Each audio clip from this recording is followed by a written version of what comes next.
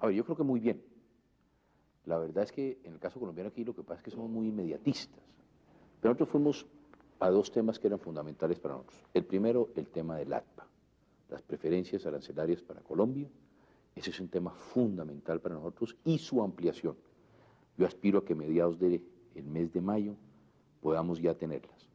Y lo segundo era el cambio del uso de los equipos que en este momento tienen una destinación específica para combatir el narcotráfico, para que puedan ser utilizados fuera del programa en el cual nos los dieron, para poder ser utilizados en contra del narcoterrorismo, que al fin y al cabo son los que están generando y causando la violencia en nuestro país. ¿El Congreso de Washington qué tanto apoyo le está dando en ese segundo punto? Yo creo que lo han entendido. Y lo han entendido porque además es de lógica. Uno cómo puede tener una lista de terroristas en los cuales está la FARC, el ELN y las autodefensas, y por otro lado decir que el equipo militar no puede ser utilizado contra el terrorismo.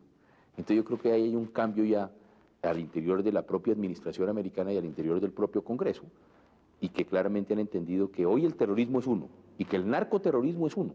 Al-Qaeda al fin y al cabo es un grupo precisamente narcoterrorista. Si usted se recuerda, el primer ministro Blair entra en la alianza con los Estados Unidos porque él sostiene que desde Afganistán Al-Qaeda es el gran vendedor de droga al interior de Inglaterra y que por eso él toma la decisión de decir hay que combatir ese enemigo común que es Al-Qaeda, que es un grupo narcoterrorista. ¿Se siente optimista entonces de que le Yo soy optimista porque la verdad que es muy difícil trazar esa línea y al fin y al cabo la FARC tomó la decisión de calificarse como un grupo terrorista. Ellos mismos son los que están haciendo terrorismo o narcoterrorismo. Ellos mismos son los que se han calificado al mundo. Usted se recuerda que yo lo dije, Dora, cuando en el proceso de paz a mí me preguntaron, ¿usted cree que la FARC es un grupo narcoterrorista? Y yo siempre contesté, ellos mismos se van a autodefinir. Si son un grupo político que quiere una solución política o si son un grupo narcoterrorista que están de causa al terrorismo, si siguen poniendo bombas, asesinando colombianos, especialmente la gente más pobre, y si no toman la decisión de combatir el narcotráfico, van a ser vistos como un grupo narcoterrorista o de narcotraficantes. En cuanto a las preferencias arancelarias, ¿cree que eso se define antes de que usted termine su gobierno? Yo espero que sí, porque tenemos el problema de que se vence ya el término, y que es muy importante para nuestros países. Nosotros hemos dicho, más que ayuda, lo que nosotros le hemos pedido a los Estados Unidos es comercio. Porque esa es la posibilidad que tenemos nosotros en este momento. Imagínense donde no nos prorroguen el ATPA nosotros, en el caso colombiano. Estamos hablando de más de 150.000 empleos, especialmente mujeres, cabezas de familia que se perderían. Y en zonas que en este momento necesitan de ese apoyo. Si nosotros logramos no solamente la extensión, sino la ampliación del ATPA, vamos a hablar de todavía más empleos, mantener los que tenemos y muchos más empleos, y especialmente en otros temas como el caso del atún, el caso del cuero, el caso del calzado, las confecciones, en fin, si logramos ampliar va a ser muy importante para el país. Además no representa para los Estados Unidos, es un porcentaje mínimo el que representa lo que los colombianos podemos exportar, pero desde el punto de vista de la exportación de drogas sí representa un número muy grande, porque es gente que estamos sacando posiblemente de cultivar o de procesar droga al comercio legal, del ilegal al comercio legal. Al ser Estados Unidos una potencia mundial, pues nos exige mucho, ¿no?, a los demás países. ¿Colombia también le puede exigir, o sea, está en posición de exigirle que se acepte ese tratado? Bueno, es difícil porque al fin y al cabo es el Congreso americano, pero más de exigir yo creo ahora que es de comprender. Es decir, es mucho el esfuerzo que hacemos los colombianos y que en muchas ocasiones no se ve desde fuera. Y eso es en buena parte lo que yo he hecho a través de la diplomacia por la paz, que era generar la tesis y la teoría de la corresponsabilidad. Que el problema de la droga no es solamente colombiano, puede que nosotros la produzcamos y que nosotros la estemos exportando, pero los Estados Unidos la consumen. ¿La plata dónde queda? Estamos hablando de un negocio, se calcula, un negocio de 500 billones de dólares. Esa plata no está en Colombia, esa plata no se queda en nuestro país. No sé si está en los Estados Unidos o está en Europa. En fin, lo que hemos querido decirle al mundo, el tema de la droga, hay un enemigo que es común y por eso todos tenemos que aportar. Por eso dentro del Plan Colombia eso fue lo que quisimos hacer, que no solamente los Estados Unidos, sino que adicionalmente Europa también entrara a participar, porque de ellos también depende, no solamente el consumo, sino en muchas ocasiones también la exportación de muchos precursores químicos con los cuales se hace la droga en Colombia. En un conflicto que funciona un poco ojo por ojo, a los Estados Unidos permitir que sus fondos se utilicen para combatir la guerrilla, ¿no es posible que aumente inmediatamente la violencia aquí? Ahí está. Porque el problema, lo que estamos diciendo es que si hay un ataque hoy en día a la guerrilla, a las fuerzas militares, ese ataque es el mismo con o sin ayuda militar americana. Lo que le estamos diciendo es cómo lo que sucedió, inclusive yo se lo planteé al presidente Bush, cómo podemos entender que en una ocasión se hizo una emboscada al ejército colombiano por parte, en este caso de las FARC, en una zona precisamente de droga. Pedimos helicópteros para transportar soldados colombianos para defender a quienes estaban siendo emboscados y no fueron autorizados. Entonces, ¿cómo se traza esa línea entre insurgencia y narcoterrorismo? Cuando hoy claramente ellos, los Estados Unidos, los han puesto en su lista como un grupo terrorista. Entonces, ¿podemos o no utilizar esas armas contra el terrorismo o contra el narcoterrorismo? Esa es la pregunta que ellos mismos tienen que contestar.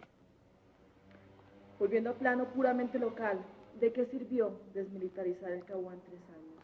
En una cosa muy importante, que ganamos la batalla más importante de la guerrilla, que es la batalla política. La FARC perdió la batalla política nacional e internacionalmente. No sé qué va a suceder, si la FARC vuelven a sentarse en mi gobierno o con el otro gobierno o con otro gobierno, pero parte de un punto de vista totalmente distinto. La FARC hace 3 años, o hace 3 años y medio, era un grupo, yo digo que era como el Robin Hood, ellos se quisieron vender como los Robin Hood. Nosotros somos un grupo insurgente luchando contra una oligarquía. Y hoy el mundo los conoce, que es un grupo que lo que está haciendo es atacando a los más pobres, lo que está haciendo es atacando a las poblaciones más olvidadas y más apartadas de Colombia, que está evitando que las regalías y que los escasos recursos que tenemos nosotros en este momento, por ejemplo, con el caso del petróleo, lleguen a los sectores más pobres, más marginados. Y ahí están las encuestas. Un grupo insurgente que no llega al 2%, claramente la batalla más importante que ganamos nosotros.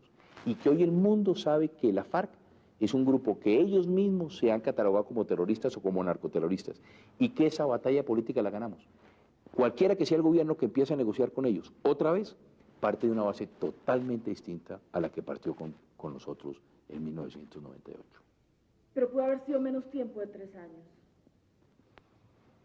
A ver, yo lo que creo es que se hicieron todos los esfuerzos y se iba avanzando. Y ya viendo el proceso como proceso, yo creo que hay temas muy importantes. Adicionalmente a la batalla que ganamos, que es la batalla política, ¿qué sucedió al interior? Por primera vez en la historia se sentaron en la mesa de negociación. Por primera vez se llegó a una agenda, a 12 puntos. Y por tercera vez un hecho muy importante que al final por eso la gente no entendió ni siquiera.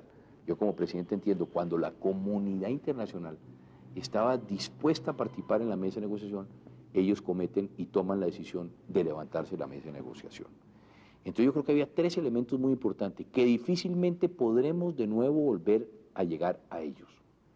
Entonces, la verdad es que muchas veces, y yo mismo, yo me siento ante y digo, no entiendo que un grupo al cual el país, porque no era el gobierno, el país estaba dispuesto a ceder para hacer la paz, que tuvimos la paciencia, en ese caso sí la tuvo más el presidente en muchas oportunidades de hacer la paz, la FARC haya tomado la decisión, cuando más se había avanzado, de pararse en la mesa de negociación, de ellos romper el proceso, porque claramente lo que lleva a romper el proceso es el secuestro del avión, el secuestro del senador Hechen Turbay, como una clara demostración de que ellos no estaban interesados en un proceso de paz.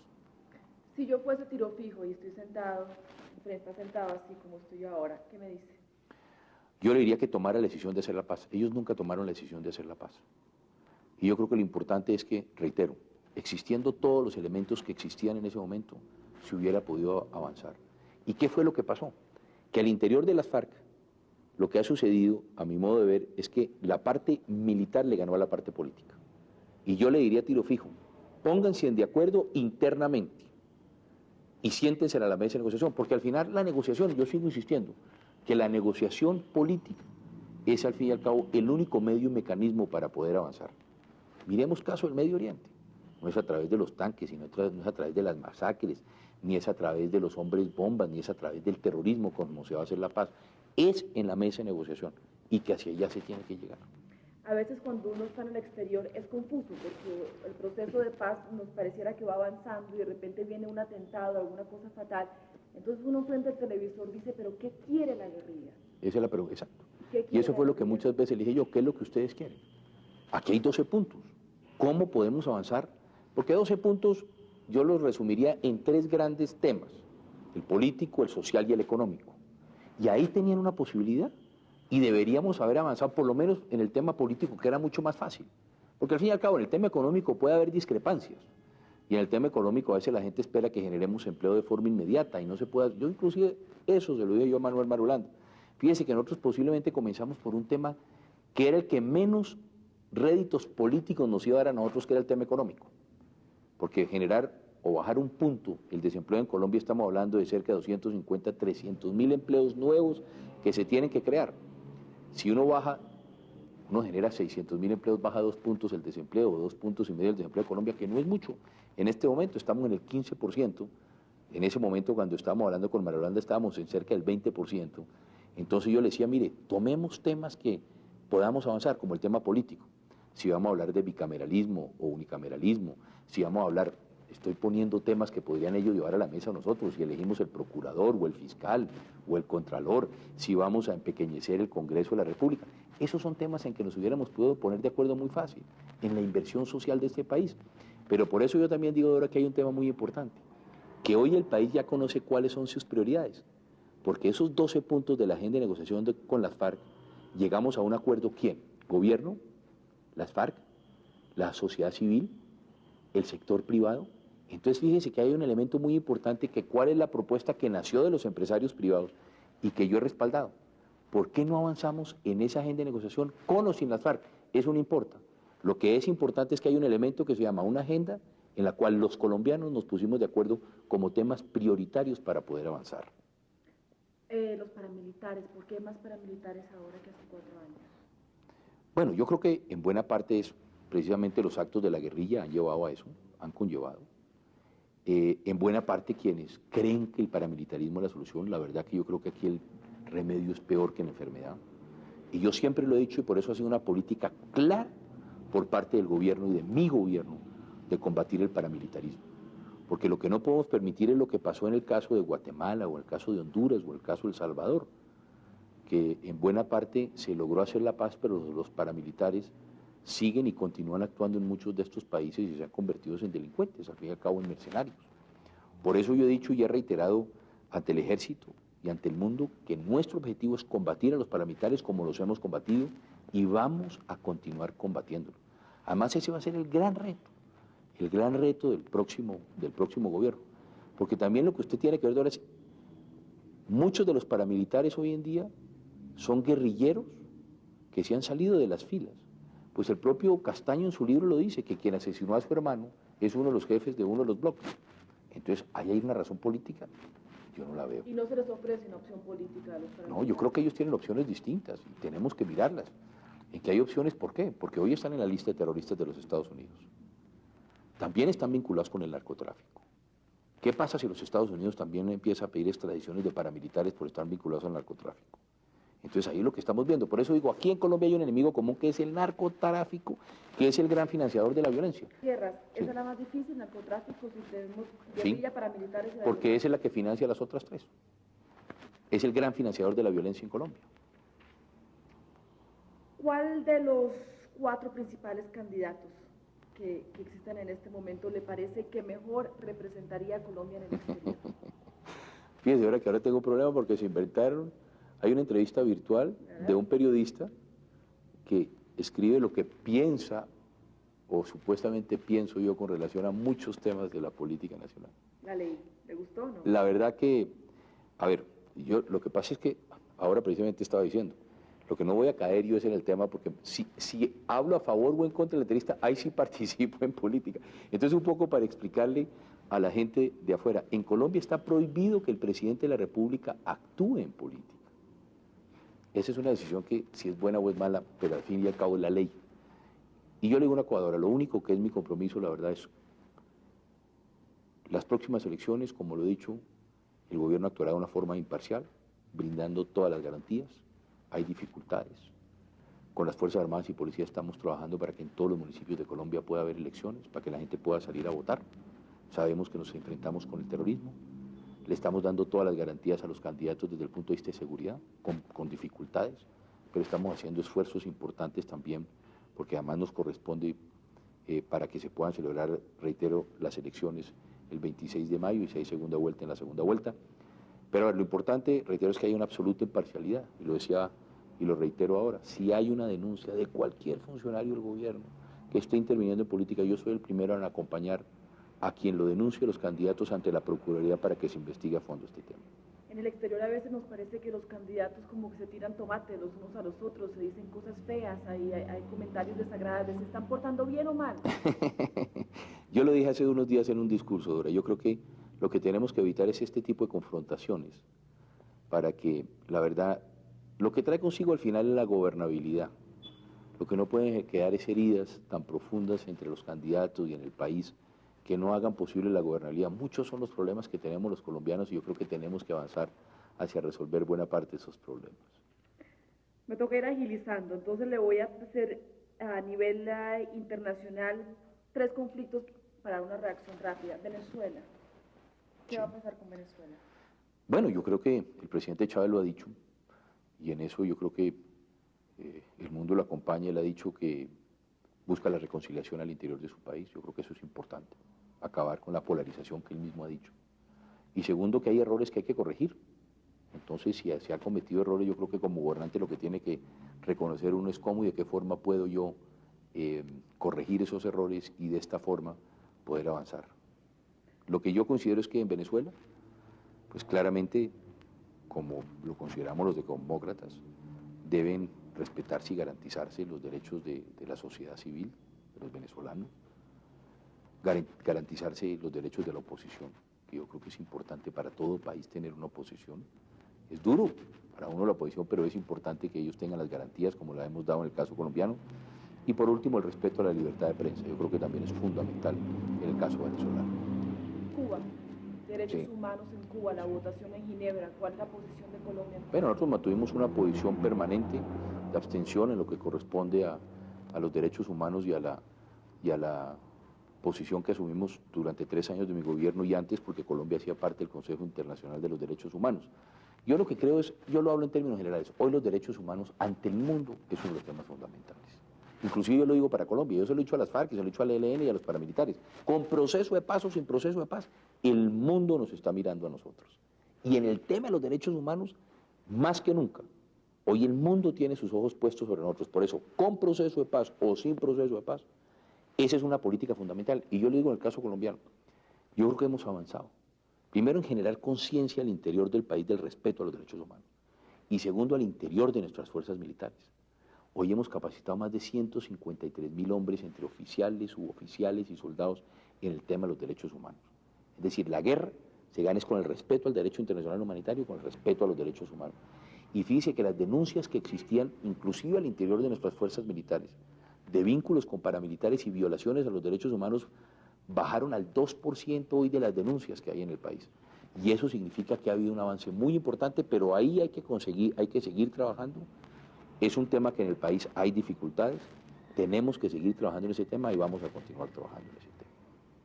Su opinión personal rápidamente de Fidel Castro. A ver, yo le voy a contar lo que ha sucedido con Fidel Castro en Colombia. Ha sido un hombre que en el proceso de paz ha ayudado, ha colaborado, ha trabajado por la paz en Colombia. Él siempre ha dicho que de una forma discreta está dispuesto a trabajar por la paz de nuestro país.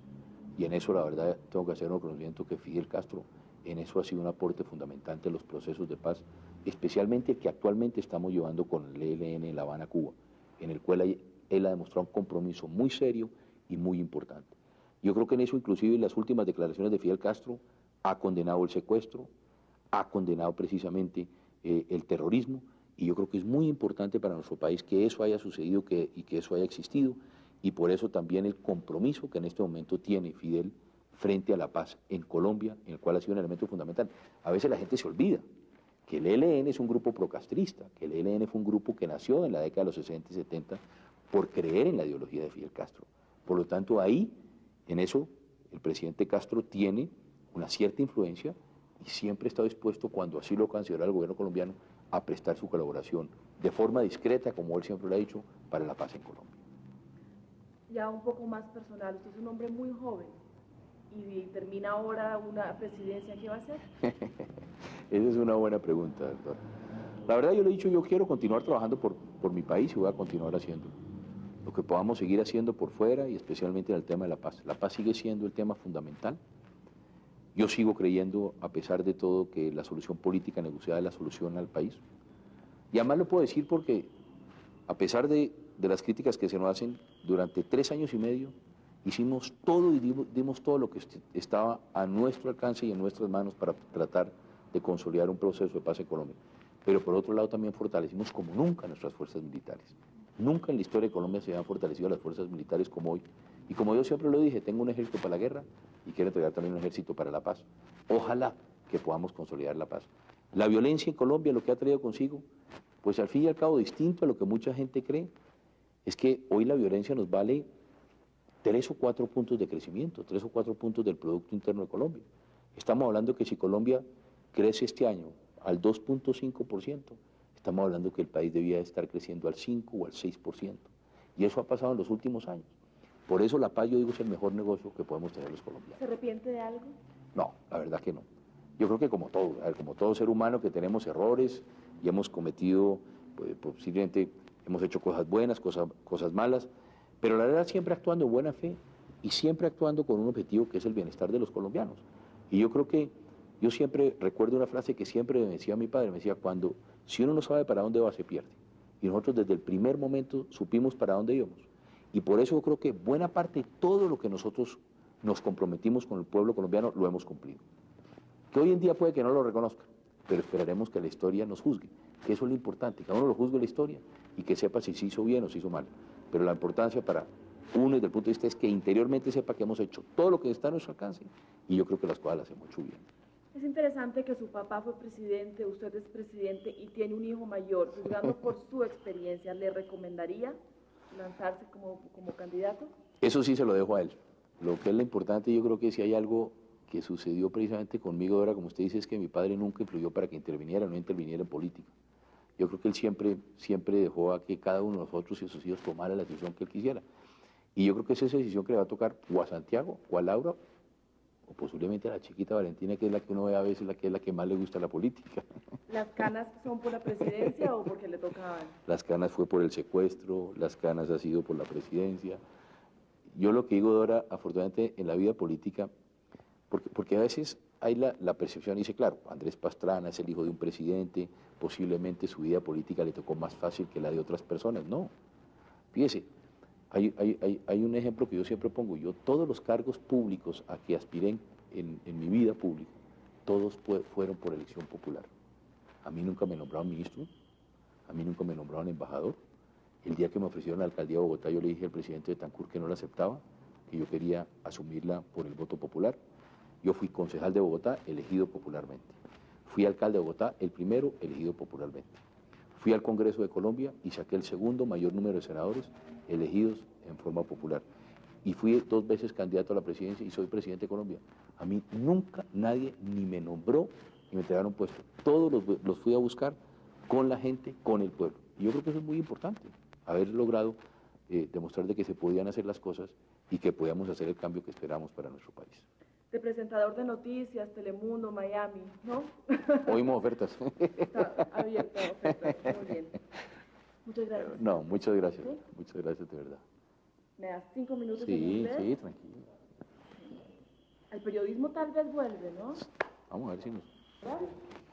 Una cosa que, pero ya es muy personal, preparando esta entrevista, no sabe uno por dónde escoger el conflicto, o sea, la cantidad de... Pensando cómo es que un ser humano elige el trabajo más difícil del mundo. ¿Por qué elige uno ser presidente de Colombia? Porque en algo tenemos que aportar para las soluciones de Colombia. Fíjese que el otro día un colega periodista me hizo una pregunta, me dijo, oiga, presidente Pastrana, ¿usted duerme bien o usted tiene pesadillas? Y yo le dije, mire, yo duermo divinamente porque las pesadillas en Colombia comienzan cuando uno se despierta, ¿no? Eso es lo que... Y definitivamente, yo creo que este puesto, el puesto de presidente de Colombia, es el puesto más difícil del mundo. Cuando yo hablo con mis amigos los primeros ministros, cuando hablo con mis amigos los parlamentarios, todos ellos siempre es, oiga Andrés, cuando yo tengo un problema, muy buenos amigos siempre nos lo dicen, siempre pienso en que Pastrana está peor, y les digo muchas gracias, pero la verdad es que yo creo que en este momento, por lo que usted dice, por las dificultades en lo que estamos viviendo en este momento en Colombia, pues yo creo que verdaderamente este es el puesto más difícil del mundo. Pero uno tiene que estar aquí. ¿Qué tal que no estuviéramos nosotros aquí? ¿Quiénes estarían aquí? Y por eso hay que perseverar y trabajar como lo hemos hecho nosotros. ¿Cómo se desconecta? A ver, muchas veces A mí me gusta, por ejemplo, ver cine, leyendo, con la familia, ¿no?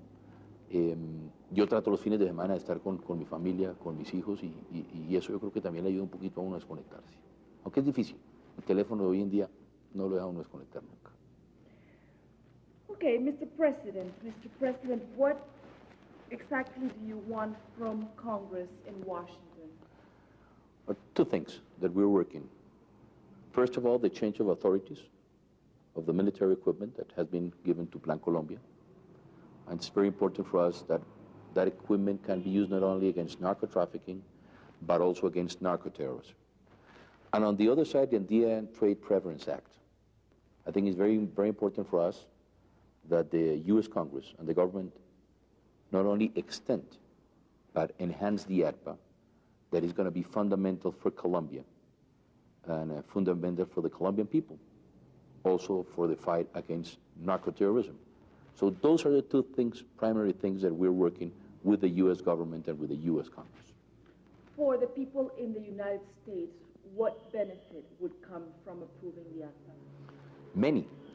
First of all, that hand by hand we're working against narco-terrorism. What we are asking to the United States, more than money to fight terrorism and to fight narco-trafficking, is commerce. Because that's the way of getting many people out of the illegal crops into legal commerce. And that's the way of giving the Colombian people a way of earning, living legally, and not what is happening many times through cocaine or through the poppy fields. So I think it's very important for us, and that was since 1991, since President Bush Jr.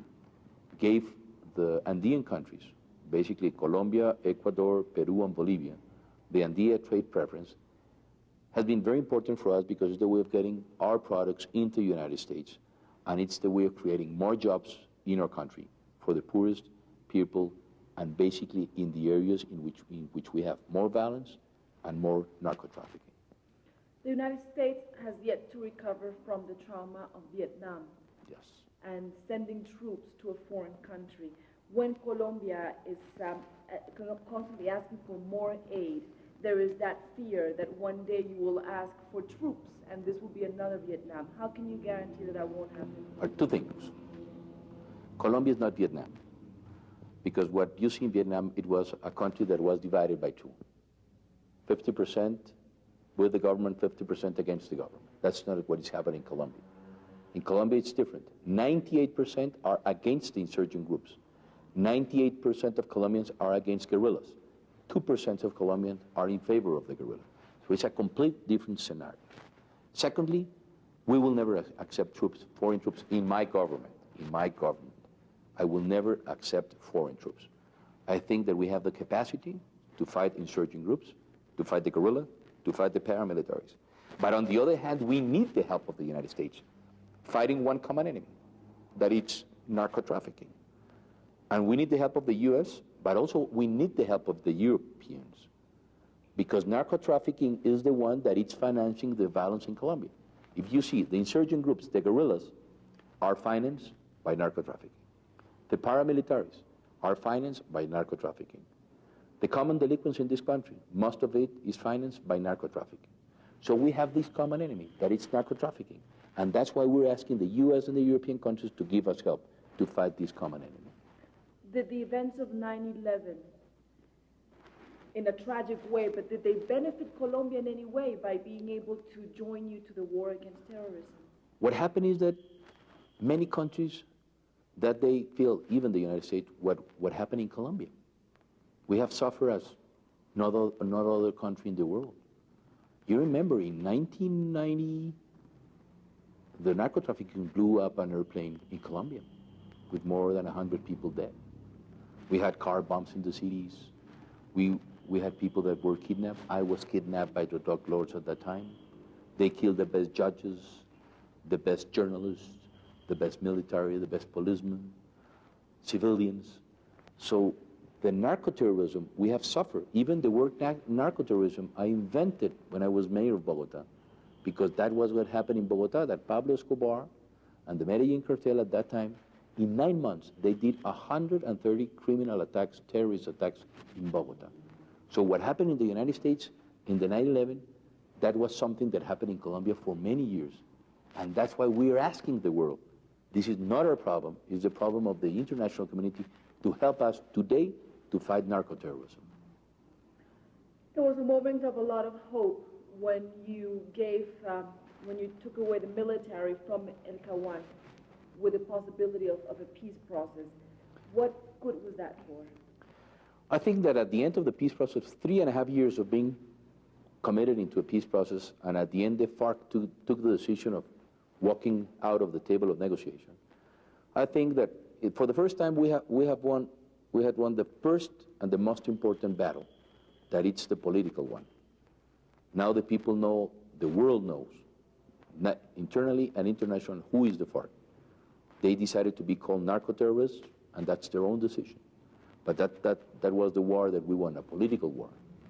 Secondly, I think that for the first time we had an agenda, 12 points, a peace process that was working, and the presence of the international community that was very important. And that's why I did not understand, not even the people of Colombia understood what happened, and the international community that was committed also to the peace process never understood what was happening in Colombia. So that was their own decision, but I think that we had won through this peace process that we promoted since the first day of my government, that we have won the most important battle, it's the political one, national and international. The guerrilla, what do they want? That's what I think everybody's asking. Because now we, as I said before, we agree on a 12-point agenda. Basically 3 big issues: social, political, and economical reforms. But we never understood what they were asking for, because we took proposals to the table, and many times they didn't give us any of those proposals. And that's what people are asking. And that's why I think it was very important to try to agree on in that agenda, because it was the way of advancing in a peace process. Would you talk with them again? I think the problem is that I think that there's a big division inside the FARC. What happened is that the military won over the political side inside the FARC.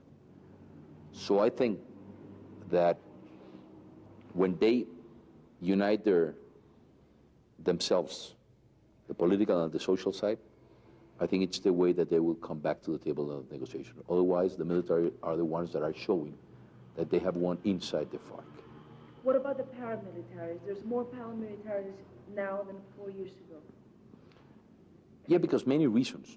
Not because we are not attacking them, because I think if you see the figures, in my government, it's the government in which we have hit them more, or captured them, or killing them, attacking them. The problem is that many of the guerrillas now are on the paramilitary side. Many people of the ELN are now on the other side. But I think that my commitment in these 4 years was with my militaries, attacking the paramilitaries. That's what we've been doing for the last 4 years. We are being very tough against them. But I think that's one of the things that the next government should continue, is our policy, attacking and going after not only the FARC or the ELN, but also the paramilitaries and the narco-trafficking. What about the TPS? What is the status right now of the TPS? It's in the hands of the U.S. government. Since I've been going to the United States, talking with President Clinton, now with President Bush, in all our meetings, in my meetings with them, I've always talked about the TPS for the Colombian people, and we hope that we could get the TPS before I leave my government. It's difficult, but it's in the hands of the government, and it's in the hands of the United States. Have you felt a big difference between the Clinton administration and the Bush administration as far as Colombia? I think one of the most important legacies of President Clinton was a bipartisan support to Colombia, and that's what President Bush has continued. And I think that's very important for us, that both the members of the Democratic Party or the Republican Party are working together to help Colombia, and I think that was a big legacy. Whomever assumes the presidency of Colombia August 7, what will be the most difficult challenge they will have to face? I think that internally, I think that in the case of Colombia, with the peace process, what's going to happen, and I think that, as I said before, he needs to strengthen, as we're doing, our fight against the insurgent groups and against the paramilitary. And on the other side, I think it's very important for us, the economy. I think still there are reforms that we're putting through Congress, like the case of the pension reform, that it's very important for the stabilization of the Colombian economy. Colombia, it's one of the economies that is growing more in Latin America. We're going to grow double of Latin America, maybe the triple of Latin America. But still, in this first year, we've been putting back the economy on track, and we hope that the next government will continue with many of the reforms so that we could go after going to have a real and a true economy in this country. Do you leave your presidency in peace, or do you regret anything? No, I regret, I regret that we did not advance as much as we want in the peace process. But I think at the end we have done most things that we promised in our campaign. And I think the most important thing is that we know that we have done the best for this country, and we hope that we could advance, and the next government could advance in many of the reforms and proposals that we have left in the Congress and as President of Colombia and as government of Colombia. What will you do now? I'm thinking, I'm going to work until the last day, 7 of August, 4 o'clock in the afternoon. That's my commitment today, working until the last minute, the last day of my government. And then we'll see. What I want to do is continue working for my country. I think that peace is the most important issue that we need to deal in the next years. And we hope that through a political negotiation process, we could achieve peace in this country. ¿En qué va lo del TPS? El TPS, en todas las reuniones que hemos tenido con el presidente Clinton o con el presidente Bush, siempre hemos tocado el tema del TPS. Ellos han dicho que lo están estudiando, que lo están analizando, y está en manos, lógicamente, del gobierno americano que se tome esa decisión. Pero siempre se lo hemos puesto en las reuniones que hemos tenido al presidente, reitero, Clinton o al presidente Bush. ¿Qué mensaje le manda a los colombianos que están afuera? Que hay que creer en Colombia. Que a pesar de las dificultades, si nosotros nos comparamos, a pesar de todas las dificultades que tenemos nosotros, si nos comparamos con muchos de nuestros países vecinos y América Latina, el país otra vez está en la senda de crecimiento, estamos bajando el desempleo, tenemos inflación de 1 dígito, vamos a crecer el doble o el triple de América Latina, que Colombia sigue siendo un lugar ideal para invertir, y que nosotros esperamos que todos esos colombianos que hoy están por fuera, de todos nosotros depende sacar el país adelante. ¿Que vuelvan? Claro, que vuelvan, que regresen, y que de todos nosotros, reitero, depende que podamos sacar el país adelante. Sabemos que hay dificultades, pero si algo nos caracteriza a nosotros los colombianos, entre más difícil es la situación, más nos unimos y más nosotros trabajamos por salir adelante. Doctora, muchas gracias.